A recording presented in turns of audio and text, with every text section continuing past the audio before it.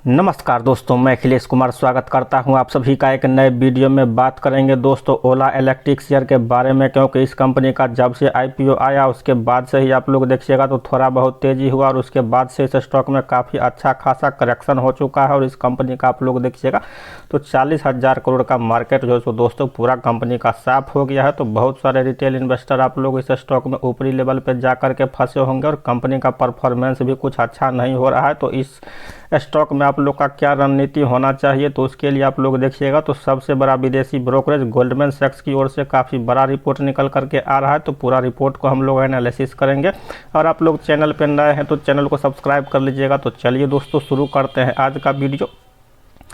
ओला electric के बारे में अगर आप लोग बात कीजिएगा तो पिछले एक महीने में देखिएगा तो 18% से अधिक जो है सो ये स्टॉक गिर चुका है। कंपनी के 20,000 से अधिक सर्विस सेंटर ओपन करने और अपना बैटरी सिस्टम शुरू करने के ऐलान के बाद भी देखिएगा तो शेयर कुछ अच्छा जो है सो परफॉर्मेंस करता हुआ नज़र नहीं आ रहा है। तो ये आप लोग देखिएगा तो काफ़ी जो है सो दोस्तों चिंता का विषय इस स्टॉक के लिए निकल करके आ रहा है। तो इसमें अगर आप लोग देखिएगा ऐसे में निवेशक इस बात को लेकर के टेंशन में आ गए हैं कि क्या इसमें अभी निवेश करना एक फ़ायदे का सौदा होगा या नहीं। इसी का जवाब ब्रोकरेज फर्म ने अपनी रिपोर्ट में दी है। ओला इलेक्ट्रिक ने वित्त वर्ष 2024-25 की तीसरी तिमाही Q3 FY25 के नतीजे जारी कर दिए हैं, जिसमें कंपनी का समेकित घाटा सालाना आधार पर 564 करोड़ रुपया हो गया है। तो ईयर ऑन ईयर बेसिस पे देखिएगा तो Q3 FY25 में कंपनी का जो घाटा है वो बढ़कर के 564 करोड़ रुपया पे पहुंच गया है।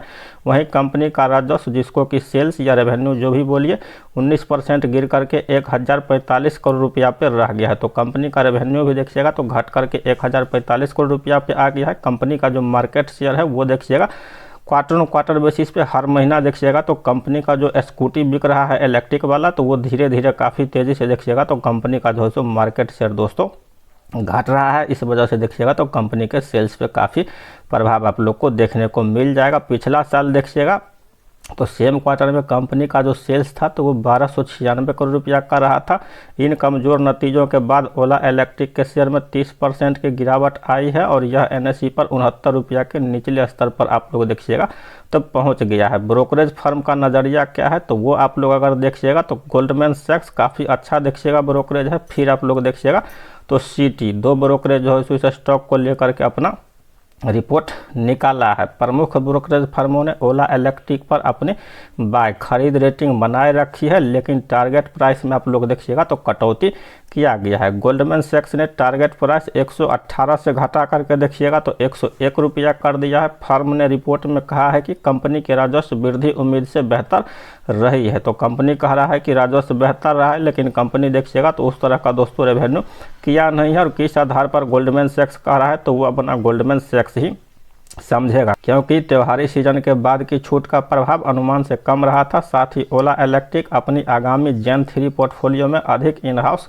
स्वदेशी कंपोनेंट का उपयोग करने पर जोर दे रही है, जिससे लागत में कटौती हो सकती है। हालांकि फर्म ने कम एवरेज सेलिंग प्राइस वाले प्रोडक्ट्स पर फोकस को एक चुनौती बताया है। वहीं CT ने भी ओला इलेक्ट्रिक के शेयर पर बाय रेटिंग बनाए रखी है, लेकिन टारगेट प्राइस 90 रुपया से घटा करके देखिएगा तो CT ब्रोकरेज का जो टारगेट है तो वो 85 रुपया का टारगेट जो है सो दे रहा है। तो दोनों ब्रोकरेज आप लोग देखिएगा तो टारगेट घटा करके पहले से जो है अपना टारगेट को कम कर लिया है। ओला इलेक्ट्रिक की तीसरी तिमाही के नतीजे दर्शाते हैं कंपनी को लागत नियंत्रण और बिक्री बढ़ाने की दिशा में अभी भी चुनौतियों का सामना करना पड़ रहा है। पिछले साल की तुलना में रेवेन्यू में भारी गिरावट कंपनी के लिए एक बड़ा झटका है। हालांकि नई तकनीक और जेन 3 स्कूटर लाइनअप में अधिक इन हाउस कंपोनेंट्स के इस्तेमाल से उत्पादन लागत में कटौती की संभावना बताई जा रही है। तो जो गोल्डमैन सैक्स का रिपोर्ट है तो वो बता रहा है कि कंपनी का जो नया जेन 3 स्कूटर जो है सो लॉन्च होगा तो उसमें जो भी इंडिया में पार्ट्स वगैरह मैन्युफैक्चरिंग हुआ है तो उसका इस्तेमाल करके कंपनी जो अपना